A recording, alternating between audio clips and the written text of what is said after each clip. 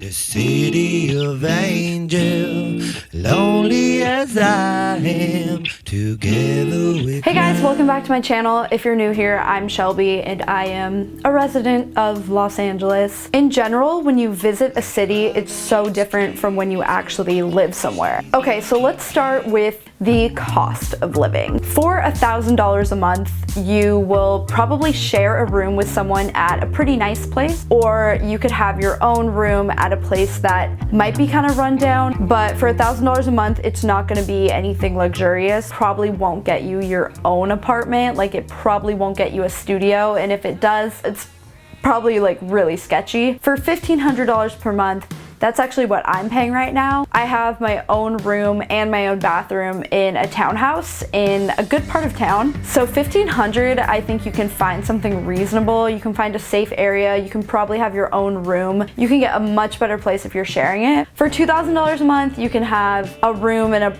like really luxurious apartment. For $2,500, you can definitely get like your own apartment and it'll be nice one bedroom. So that's what I found for the most part to be the case. I would say if you can spend $1,500 a month, you can get a solid place in LA.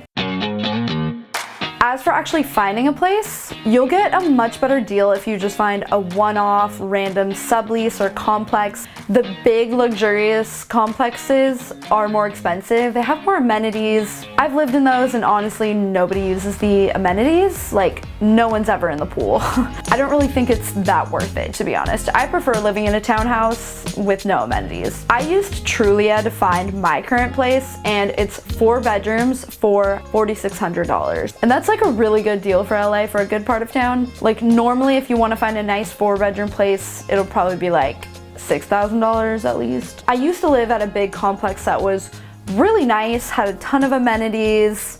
It was brand new, beautiful, you could walk to everything. And for 2 bedrooms, just 2 bedrooms, it was like, I think $4,400 a month. And this is kind of random, but if you can find someone that already lives at a complex, most big complexes will have a refer a friend bonus. So they'll give the person that already lives there like $1,000. And what a lot of people do is they'll refer their friend and then you and the friend will split the $1,000. Like you'll each just get $500.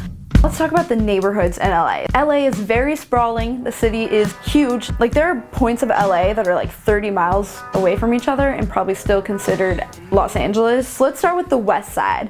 The west side has Santa Monica. This is one of the most expensive spots in LA to rent. For good reason though, you can walk to a ton of stuff. You can walk to restaurants, bars, the beach. Definitely a younger crowd here. A lot of attractive people, which is random. I just feel like Santa Monica just has a lot of good looking people though. It just does. There are a fair amount of homeless people in Santa Monica, but I've never heard of anyone that I know having a problem with that. Just a good thing to know. I would want to know that before I move there. Right next to that we have Venice. Venice is like Santa Monica. It's a little less expensive, but it's still pretty expensive. It has a lot of startup companies, tech companies based out of there. Snapchat is based there. A lot of cool young people, but more of like a hipster vibe. The beach here is known to be like kind of funky. There's definitely homeless people, like they're chill though, it's not dangerous really. Venice feels a little bit far from the rest of LA because it is a little more south than Santa Monica, so you're gonna feel like you're really on the west side. Like you could really feel stuck on the west side if you live here, but it's a great place to live. Like Venice or Santa Monica, I definitely recommend. They're really cool spots. Further south we have Playa Vista. This one's a little random. I only bring it up because I did live here for like 3 years. It's cheaper than Venice and Santa Monica. It's known as Silicon Beach, so there's a ton of tech companies here. There's Facebook, Instagram, YouTube. The thing about Playa Vista, it's beautiful. Everything is brand new. It's so nice that it feels fake. Like it feels like a Hollywood set. Felt really safe. There was like a cool running trail. It is really isolated. Like you're closer to the airport than you are to downtown. Also, there's a lot of families here. Like it feels like a little suburb. If you're in your early 20s, like it's probably just like not, it's nice, but like just save it for when you're 35 or something. Next, going east, we have downtown LA. Downtown LA is actually kind of cool. In the last like 5 years, it's gotten way more restaurants, bars, all of that stuff. More people actually live here. Downtown LA is actually a little bit cheaper than other parts of LA because it has just in the past been not really the nicest place. A lot of the big, tall skyscrapers are just like accounting firms or law firms, stuff like that. It's really different from the rest of LA in that way because the rest of LA is more creative. There are a lot of homeless people at night especially. I wouldn't want to walk around alone at night in downtown LA, but I also wouldn't want to walk around alone at night like anywhere. That's just how I am, I guess. I worked at this co-working space out of there for the summer and I never felt like unsafe really during the day. Like I felt like you needed to like be paying attention, but no one was being like aggressively dangerous. My friends that live downtown, I find that they like love living downtown too. I wouldn't really want to live downtown. The surrounding areas of downtown are kind of sketchy. I wouldn't go south of downtown. Like, no, like, no, just don't do it. Even this big area from like the west side to the east side, there's this middle area that's just like not that nice. Mid-city is cheaper. It's a cheaper option. It's not like the safest, but I don't think it's like super sketchy.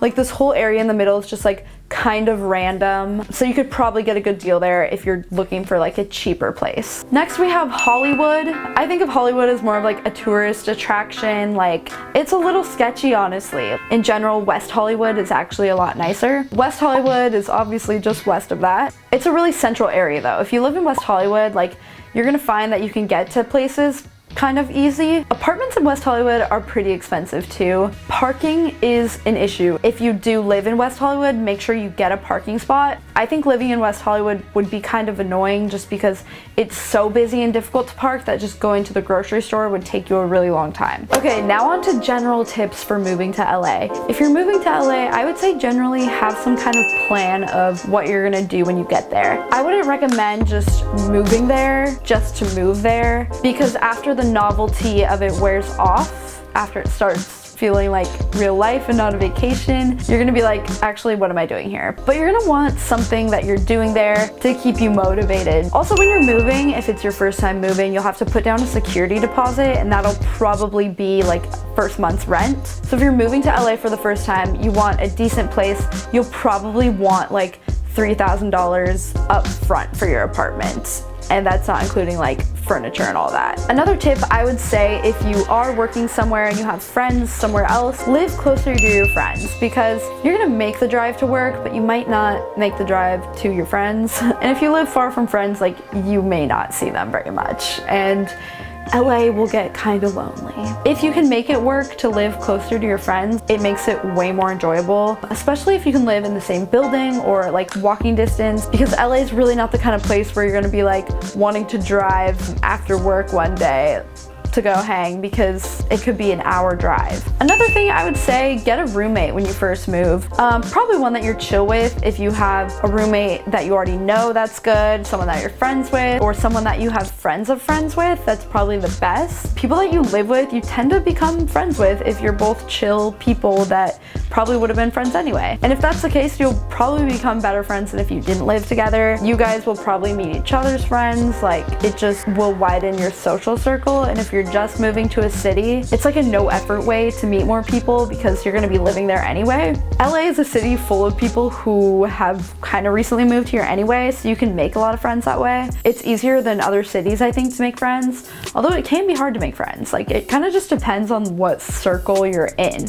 In my experience, all my roommates have been cool. Also, having roommates will bring down the cost of living here significantly. I mean, just sharing that living space and kitchen space. LA, I feel like, can be a lonely city too if you're not doing a regular job. If you're doing some kind of random creative job, if you're a freelancer, if you have roommates, it's just like more people around. It's kind of nice. I'd say have a car moving to LA. You can get by now with Uber and all that without a car, and there is a metro system, but no one really uses it. I've never actually been on it. I kind of want to try it just because I've never been on it. If you're relying on Uber, you're not going to want to leave that much and you're going to feel like stuck in your neighborhood. Parking in LA in general Angeles pretty reasonable compared to other cities. Like street parking is like $1.50 an hour. A lot of places you can find free parking. Having a car I think is worth it. So that's pretty much it on my tips for moving to LA. If you guys have any questions, leave them down below. And I'm gonna be doing Vlogmas. So yeah, you guys should check it out on my vlog channel if you want to catch up with my Vlogmas. Go check it out. All right, hope that you enjoyed this video. Hopefully you found it helpful, and I will see you guys in my next video.